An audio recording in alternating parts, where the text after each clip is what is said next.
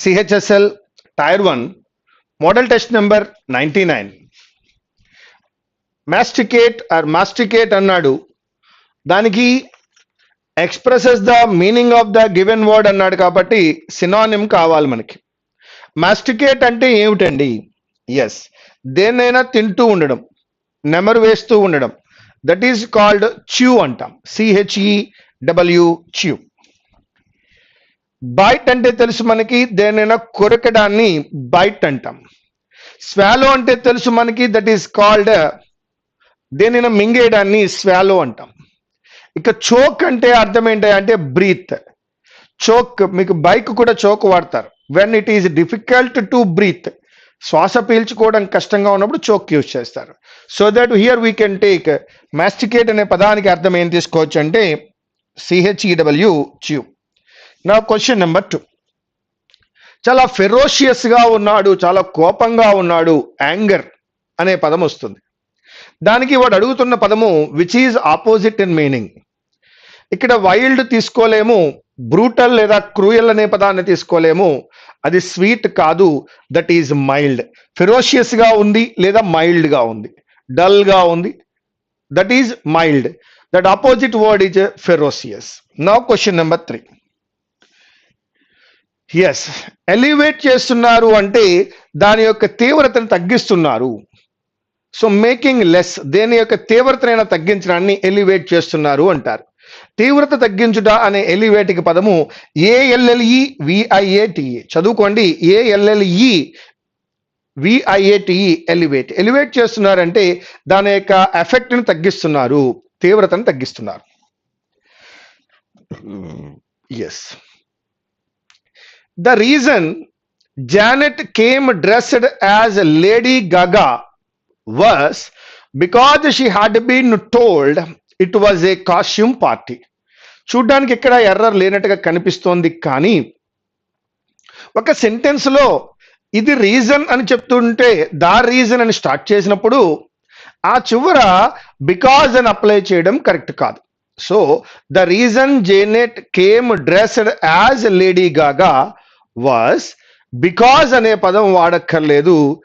ఆ was because దగ్గర తీసేస్తే the reason Janet came dressed as Lady Gaga was that she had been told it was a costume party. అక్కడ బికాజ్ అనేటువంటిది error. ఎందుకు error అయింది? ముందు రీజన్ అని ఉండగా మరొకసారి బికాజ్ అని అప్లై చేయవలసిన అవసరం లేదు.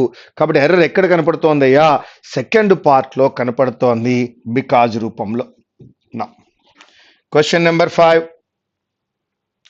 The path to the famous church passes through a forest. Yes, the path to the famous church, no problem, passes through a forest. ఒక ఫారెస్ట్ గుండా పోతోంది అన్నాడు, no error. Question number 6. A first European sailor who came to India was Vasco da Gama అన్నాడు. A first European sailor? తప్పయ్యా. First, second, third అనే cardinals వచ్చినప్పుడు ఏమి రావాలి? ద ఫస్ట్ అని రావాలి. ఇక్కడ ఇది ఏ ఫస్ట్ కాదు, the first. So that answer ఏంటమ్మా? The first European sailor who came to India was Vasco da Gama. ఒక్కసారి ఈ యొక్క సందర్భాన్ని బట్టి మనము ది అనే ఆర్టికల్ గురించి నేర్చుకుందాం. ది అనేటువంటిది ఒక డెఫినెట్ ఆర్టికల్. ఎక్కడ యూజ్ చేయాలి? సృష్టిలో ఏదైనా ఒకటే ఉంటే దట్ ఈస్ కాల్డ్ యూనిక్ అంటాం. ఒక్కొక్కటే ఉన్నాయి. ఎవరయ్యా అంటే ద సన్, ద మూన్,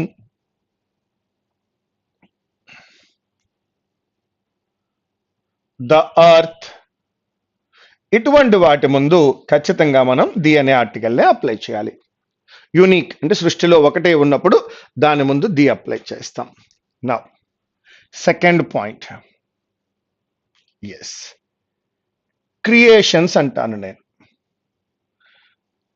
మీరు గ్రామర్ బుక్ లో చూసుంటారు. ఏమనంటే names of oceans, names of rivers, names of mountains, names of islands, names of deserts. అయ్యా అని అనలేదండి వారు అన్నది ఏంటంటే ఆల్మైటీ క్రియేట్ చేసిన ఆల్ క్రియేషన్స్ ఏవైతే కలకాలము నిలిచి ఉంటాయో ఓషన్ మన పుట్టుకకు ముందు మన తర్వాత కూడా ఉంటుంది.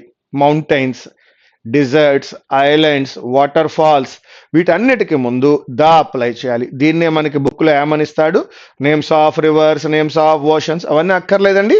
సృష్టిలో భగవంతుని చేత సృష్టించబడిన వాటన్నిటికీ ముందు ది అప్లై చేయండి. అవి కలకాలం నిలిచి ఉంటాయి, మనము ఉండము. అటువంటి వాటి ముందు ద అప్లై చేయాలి. మూడవది, కేవలం ఆయనే కాదు, మీరు కూడా చాలా గొప్పవారు, మీరు కూడా చాలా ఇన్వెంట్ చేశారు. సో దట్ మీ ఇన్వెన్షన్స్కి ముందు కూడా ఏం అప్లై చేయాలి, ద అప్లై చేయాలి. మీరు ఇన్వెంట్ చేసిన మీ ఇన్వెన్షన్స్ ముందు అన్నిటి ముందు కూడా ద అప్లై చేయండి అంటున్నాం. ఏమున్నాయి, micro processor, computer, mobile, micro oven, ఏదైతే మనిషి ఇన్వెంట్ చేశాడో అన్ని ఇన్వెన్షన్స్కి ముందు కూడా ది అప్లై చేయాలి. భగవంతుని యొక్క క్రియేషన్స్ ముందు, మానవుని యొక్క ఇన్వెన్షన్స్ ముందు కూడా ది అప్లై చేశాను. ఇక ఒక అద్భుతం, that is musical instrument. Musical instrument పేరుకి ముందు ది అప్లై చేయండి. మ్యూజికల్ ఇన్స్ట్రుమెంట్ పేరుకి ముందు ఏం అప్లై చేస్తారు, ది అప్లై చేయండి. So that flute, veena, guitar, drums, tabla, the veena, the flute, the guitar, so వాటన్నిటి ముందు ది అప్లై చేయండి. నేమ్స్ ఆఫ్ న్యూస్ పేపర్, అది ఇండియన్, యూరోపియన్, లోకలా, నాన్ లోకలా, ఇంగ్లీషా, తెలుగా, మనకి సంబంధం లేదు. అది ఏ న్యూస్ పేపర్ అయినా ఆ న్యూస్ పేపర్కు ముందు ఏం అప్లై చేయాలి, the Eenadu, the Sakshi, the Andhra Jyothy, the Hindu, the Times of India, అన్ని న్యూస్ పేపర్ల ముందు ది అప్లై చేయండి. Names of books, names of books అనగానే కేవలం the Ramayana, the Mahabharata, the Bhagavad Gita, the Bible, the Quran మాత్రమే కాదు, అది ఏ పుస్తకమైనా ద ఇన్సైడర్, అది బుక్ నేమ్. సో ప్రతి బుక్కి ముందు ఏముండాలి, ది ఉండాలి. యాక్చువల్గా ఏదైనా ఒక ఆర్ట్, ఒక పెయింటింగ్ వేసి ఆ పెయింటింగ్కి ఏమైనా పేరు పెట్టినప్పుడు ద మొనాలిసా, సో ఆ పెయింటింగ్ పేరు ముందు కూడా ది అప్లై చేయొచ్చు. సో కవితకి ముందు, కవితకి ఏదైనా ఒక పేరు ఉంటే ద అప్లై చేయొచ్చు. సో అన్ని రకాల ఆర్ట్ విషయాలలో వాటికి పేర్లు ఉన్నప్పుడు వాటి ముందు ది అప్లై చేయాలి. మనం కేవలము నేమ్స్ ఆఫ్ బుక్స్ గురించి మాత్రమే నేర్చుకుంటున్నాం, కానీ అన్నిటి ముందు కూడా అప్లై చేయొచ్చు. తర్వాత కార్డినల్స్ అన్నారు. కార్డినల్స్ అనేవి నెంబర్స్. ఎటువంటి నెంబర్స్, మన దగ్గర 1, 2, 3, 4, 5 మన దగ్గర నెంబర్స్ ఉన్నాయి. వాటి యొక్క కార్డినల్స్ ఏమంటామంటే ఫస్ట్, సెకండ్, థర్డ్, ఫోర్త్ అంటాము. అటువంటి కార్డినల్స్ ముందు the first, the second, the third అనాలి. అలాగా ఆ తర్వాత మనము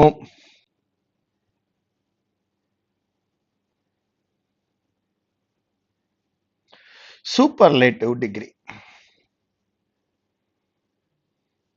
Yes, the tallest, the longest, the biggest, the highest, the strongest. ఇలాగ ప్రతి the most beautiful, the most industrious, ప్రతి సూపర్లేటివ్ డిగ్రీ ముందు కూడా ది అనే ఆర్టికల్ అప్లై చేయాలి.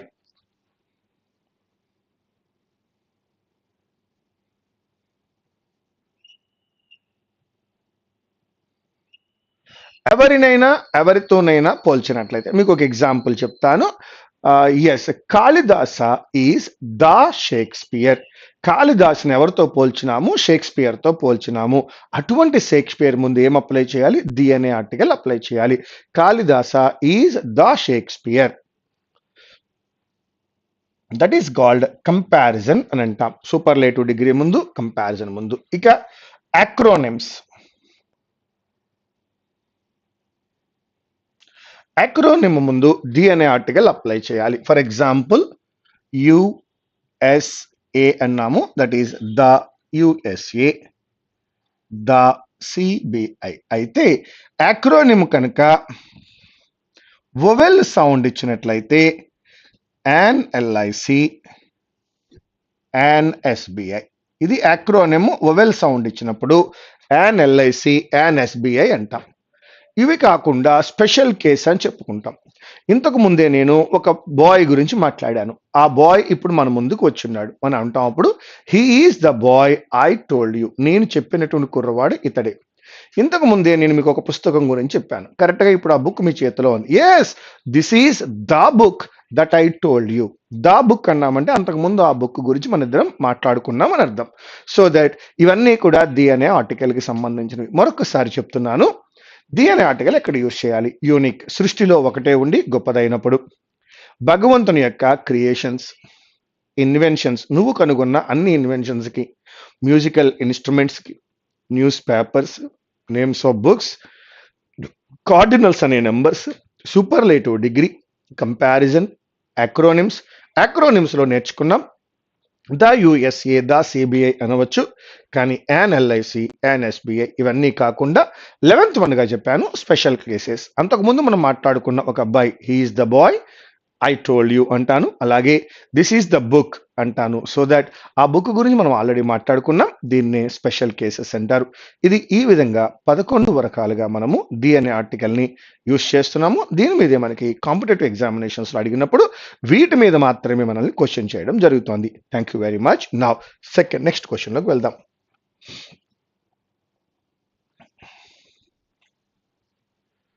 Next question. Yes, legislation was passed to punish brokers their clients funds. వాళ్ళ client యొక్క funds ని ఎవరైతే వాడేసుకుంటారో వాళ్ళని పనిష్ చేద్దాం అన్నాడు. అలా వాడేసుకోవడాన్ని డివాస్టేషన్ అనలేం, అది నాశనానికి సంబంధించింది. డివోర్ అంటే చాలా ఇష్టంగా తినడము అని అర్థం. డాడుల్ అంటే వేస్టింగ్ టైం. డాడుల్, డిఏడబ్ల్యూడిఎల్ఈ, డాడుల్ అంటే వేస్టింగ్ టైం. డివాస్టేషన్ మీకు ఐడియా ఉంది. డివోర్ అంటే ఇప్పుడే చెప్పున్నాను, ఇంట్రెస్ట్గా తినడాన్ని అంటాము. సో వాళ్ళు చేసిన పని ఏంటంటే డిఫాల్కేట్ దేర్ క్లయింట్స్ ఫండ్స్. ఒక్కసారి డిఫాల్కేట్ అనే పదాన్ని అప్లై చేద్దాం. Legislation was passed to punish brokers who defalcate their clients funds. That is defalcate అనేటువంటిది ఇక్కడ నౌన్, దాన్ని మాత్రమే మనం తీసుకోవాలి. ఎవరైతే తమ క్లయింట్ల యొక్క ఫండ్స్ ని డిఫాల్ట్ చేస్తారో వారు defalcation. Now 8th one. His father was dash the same business. ఆయన కూడా అదే బిజినెస్ చేస్తున్నాడు అనాలి. ఎన్లిస్టెడ్ అంటే లిస్ట్ లో ఉండడము, లిస్ట్ లో పెట్టడము. ఎండోవ్డ్ అంటే ఇవ్వడము, గ్రాంట్. అండ్ మేనేజింగ్ కాదు, దట్ ఈస్ ఎంగేజ్డ్. ఒకసారి అప్లై చేద్దాం. His father was engaged in the same business. Father కూడా అదే బిజినెస్ చేస్తున్నాడు. నా question number 9. It is due to this lethargy that the plan fell. Lethargy అంటే ఏంటి? That is laziness. Willingly unwilling, నువ్వు చెయ్యవలసిన పనిని చేయకుండా నువ్వు పోస్ట్ పోన్ చేయడాన్ని లెథర్జీ అన్నాను. Willingly unwilling to do, yes, కావాలనే ఒక పని చేయకుండా ఉండడం. It is due to this lethargy that the plan fell. ఏమైపోయింది? పోయింది అన్నాడు. ఫెల్ ఆఫ్ అనలేం. ఫెల్ ఆఫ్ అంటే డిక్లైన్ అని అర్థం. ఫెల్ అవుట్ కాదు, that is fell through, that is fall through, లేదా ఫెల్ త్రూ అంటే అర్థము ఫెయిల్యూర్. సో ప్లాన్ ఫెయిల్యూర్ అయింది అన్నాడు. థర్డ్ ఆప్షన్ ఫెల్ త్రూ. బ్యాడ్ బ్లడ్ అంటే ఏమిటి? అతనికి నాకు మధ్య బ్యాడ్ బ్లడ్ ఉంది అంటే నాకు అతనంటే పడదు, అతనికి నేనంటే పడదు, దట్ ఈస్ ఎనిమిటీ. మౌర్నింగ్ అంటే మనకు తెలుసు, దట్ ఈజ్ విషాదము, that is doleful, that is doleful. దీన్ని మనం డోల్ఫుల్ అని అంటాం. మౌర్నింగ్ విచారకరమైన అని అర్థం. ఎనీమియా మీకు అందరికీ తెలుసున్నదే, షూటింగ్ అందరికీ తెలుసున్నదే. ఎనిమిటీ అంటే అర్థము వ్యతిరేకత, ఒకరంటే ఒకరికి పడకపోవడము, opposition. Now question number 11. To beat about the bush, చెప్పే విషయాన్ని డైరెక్ట్ గా చెప్పకుండా ఇండైరెక్ట్ గా చెప్పడము, సరిగ్గా చెప్పకపోవడము, ఇర్రెలవెంట్ గా చెప్పడము అని అర్థం. Don't beat about the bush, come to the point. Don't beat about the bush, come to the point. Point కి రండి. Don't beat about the bush. To try to win favours, no. To talk well, no. To talk about relevant things, no. To talk about irrelevant things, ఏదేదో మాట్లాడుతున్నాడు. ఎందుకు వచ్చావు? ఏం మాట్లాడదామని వచ్చావు? ఏం మాట్లాడుతున్నావు? His talking about irrelevant things, that is the 4th one. Question number 12. Maiden over maiden speech. Maiden speech అంటే అర్థము ఫస్ట్ స్పీచ్. దీన్ని మనం డెబ్యూ అని కూడా అంటాం. ఏమంటాం? డెబ్యూ. ఏదైనా ఒక పెర్ఫార్మెన్స్ ఇచ్చినప్పుడు అది ఫస్ట్ పెర్ఫార్మెన్స్ అయితే ఏమంటాము? డెబ్యూట్ అని అంటాము. సో దట్ ఇక్కడ మనం తీసుకున్నది ఏంటంటే మెయిడెన్ స్పీచ్ అన్నాడు, దట్ ఈజ్ ఫస్ట్ స్పీచ్. మరి ఎక్స్టెంపోర్ స్పీచ్ అంటే ఏమిటండి? ఎక్స్టెంపోర్ స్పీచ్ అంటే ఫోర్త్ ఆప్షన్లో ఉన్న ఎక్స్టెంపోర్ స్పీచ్ అంటే వితౌట్ ప్రిపరేషన్ స్పీచ్ ఇచ్చినట్లయితే దానిని ఎక్స్టెంపోర్ స్పీచ్ అంటారు. So that maiden speech means first speech. Question number 13. A place where money is coined, ఎక్కడైతే మనీ తయారవుతుందో దానిని ఏమంటారు? మింట్ అని అంటారు. బ్యాంక్ అంటే మనకు ఐడియా ఉంది, ఫర్మ్ అంటే ఐడియా ఉంది, పార్లమెంట్ అంటే ఐడియా ఉంది. A place where money is coined is called mint. The process by means of which plants and animals breathe, అవన్నీ బ్రీతింగ్ ఎవరైనా యానిమల్స్ కానీ ప్లాంట్స్ కానీ చేస్తే దాన్ని ఏమంటారు? రెస్పిరేషన్ అంటారు. రెస్పిరేటివ్ సిస్టమ్ అంటారు, రెస్పిరేషన్ అంటారు. జర్మినేషన్ అంటే నిన్నే మనం మాట్లాడుకున్నాం, that is started to grow, ఏదైనా పెరగడం మొదలైతే దాన్ని అంటాం జర్మినేషన్. అబ్జార్ప్షన్ అంటే లోపలికి తీసుకోవడము, అండ్ ట్రాన్స్పిరేషన్ ఒక చోట నుంచి మరొకరికి రావడం, దట్ ఈస్ ట్రాన్స్పిరేషన్. సో మనకి మనమే తీసుకుంటే రెస్పిరేషన్, ఎవరి ద్వారా వస్తే transpiration. 15th one. One who sneers at the aims and beliefs of his fellow men. పక్కవాడి యొక్క నమ్మకాలను, పక్కవాడి యొక్క ఆలోచనలను, పక్కవాడి యొక్క ప్లానింగ్స్ని వెటకారం చేస్తూ, తక్కువ చేస్తూ, మాట్లాడుతూ ఉంటే, కామెంట్ చేస్తూ, క్రిటిసైజ్ చేస్తూ ఉంటే వాడిని ఏమంటారు? హీ ఈజ్ కాల్డ్ సినిక్ అంటారు. అతను క్రిటిక్ కాదు, సినిక్ అంటారు. ఎస్. అండ్ క్రిటిక్ మీకు ఐడియా ఉన్నాడు. కన్నోయిజర్ అంటే అర్థము జడ్జ్. పెడెంట్ అనేవాడు have excess concern over small things. చిన్న విషయాల మీద ఓవర్ కన్సర్న్ ఉంటే దాన్నే అంటాం మనము, that is pedant. Judge, that is connoisseur. Pedant means excess concern over small things. Cynic అనేవాడు one who sneers at the aims and beliefs of his fellow men. That is a fourth one. Now 16th one. He started at the bottom rung of the ladder and then gained success. Rung అంటే ఏమిటండి? ఒక నిచ్చెనకు ఉండేటువంటి మెట్లను, స్టెప్స్ను rings అంటారు. ఎక్కడ start చేశాడు? He started at the bottom rung of the ladder. Ladder యొక్క bottom రంగులో ప్రారంభించాడు. అండ్ దెన్ గెయిన్డ్ సక్సెస్, ఆ తర్వాత విజయాన్ని సాధించాడు. సో రంగ్ అంటే ఏమని చెప్పాను? ఒక ల్యాడర్, నిచ్చెనకు ఉండేటువంటి స్టెప్స్ని రంగ్స్ అంటారు. ఎక్కడ స్టార్ట్ చేశాడట? బాటంలో స్టార్ట్ చేశాడు, తర్వాత విజయం సాధించాడు, నిచ్చెన ఎక్కుకుంటూ పైకి వెళ్ళాడు. So that my dear friends, bottom rung of the ladder is absolutely right. No need to go for anything. So that my dear friends, no improvement. 17th one. The judge gave the verdict అన్నాడు. అంటే అతను verdict, తీర్పునిచ్చాడు against the government. అయితే ఇక్కడ verdict ఇవ్వడాన్ని gave అనే పదం కన్నా declared అనే పదంతో చెప్తే బాగుంటుంది. కాబట్టి second one. The fire service personnel put off అంటే ఏంటో తెలుసుకోండి. పుట్ ఆన్ అంటే ధరించడము, పుట్ ఆఫ్ అంటే పోస్ట్ పోన్. అంటే ఇప్పుడు దీని అర్థం ఏమొచ్చింది? పోస్ట్ పోన్ అయితే వారు ఫైర్ని పోస్ట్ పోన్ చేశారని వచ్చింది. ఫైర్ని పోస్ట్ పోన్ చేయలేదు, ఫైర్ తీసేశారు అని చెప్పాలి. అలా పుట్ ఆన్ అంటే మనకు తెలుసు, వేర్, ధరించుట. ఎస్, కాబట్టి మనం ఏం తీసుకుంటాం? Put out the fire. Fire టోటల్గా ఎక్స్టింగ్విష్ చేశారు, దట్ ఈజ్ పుట్ అవుట్. ఏం చేశారండి? ఎక్స్టింగ్విష్ చేశారు, టోటల్గా ఫైర్ లేకుండా చేశారు, that is extinguish. Put away కాదు, put out. Put out means extinguish. The fire service personnel put out the fire with much difficulty. మనం చెప్పుకున్నాం పుట్ ఆఫ్ అంటే పోస్ట్ పోన్ అని, పుట్ ఆన్ అంటే వేర్, ధరించుట. Now, he has the irritating habit of playing his own trumpet కాదు, మనకు తెలుసు, that is blowing his own trumpet అయి ఉండాలి. అది blowing his own trumpet first వన్లోనే ఉంది, that is the right one. Blowing his own trumpet అనేది ఒక ఇడియోమెటిక్ ఎక్స్ప్రెషన్. దట్ మీన్స్ దాని అర్థం ఏంటంటే సొంత డబ్బా కొట్టుకోవడం. So he has the irritating habit of blowing his own trumpet all the time, that is first option. Number 20. His illness means he must resign his chairmanship impromptu. ఎలా ఉన్నది అలాగా వదిలిపెట్టి వెళ్ళాలి అని అంటున్నాడు. దట్ ఈజ్ వాడు ఏమని ఇచ్చినాడు కదా, ఇంప్రాంప్టు.